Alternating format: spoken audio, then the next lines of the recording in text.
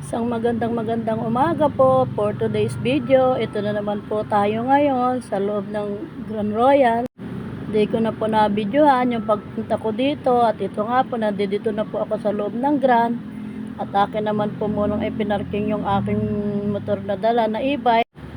Bale, ito na nga po, nandito na nga po ako maglalaba dito po sa aking kaibigan ng aking customer. Ayan nga po, akin na pong iginagayak ang mga labahin ko. At yun nga po mga panlakad ay inuna ko na, at sa bawat kusot at galaw po ng aking mga kamay ay naiisip ko ang aking pamilya at mga apo, kung paano ko bubuhayin ng mga apo ko at saka anak ko, at kung kailan uli may susunod na tatawag sa akin para maglaba.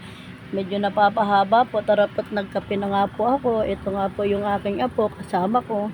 Tamang takbo-takbo lang, at natutuwa po siya dun sa tinatakbuhan niya, at maganda daw po yung kanyang tinatakbuhan. Nakuha pang kumaway-kaway. At tinanggal-tanggal ko na rin po yung mga bato upang makadaan po yung tubig, kasi po hindi makaraan yung tubig na tinatapon ko. Hindi ko po alam kung saan dumadaan ng tubig, kasi puro bato lang po yung na tinatapunan ko ng tubig. Kaya po, ayan nga po, nasa puti na nga po ako. Dalawang sabon ko po yung puti para nasa ganun po ay mabango-bango. As may nasampay na nga po ako, nasampay ko na po ngayong ibang na-dryer ko. Kaya po sa bawat galaw po ng aking mga kamay, iniisip ko po talaga yung pamilya ko, kung paano ko sila isasakripisyo. Diyan po nakasalalay sa mga kamay ko ang pangkain po namin araw-araw. Kaya po ayan, bawat may tumawag po sa akin, kahit po sino lang, pinapasok ko. Hindi ko man po sila kilala, ay pinatawag po nila ako para magpalaba. Kaya shout out sa iyo kay ate sa likod ko. Sabi niya i-shout out ko. Tapos na nga po kami. Ayan nga po, may tumayo-tayo muna po ako. Kaya po salamat guys sa panonood. Pahinga muna ako sandali. Marami pong salamat.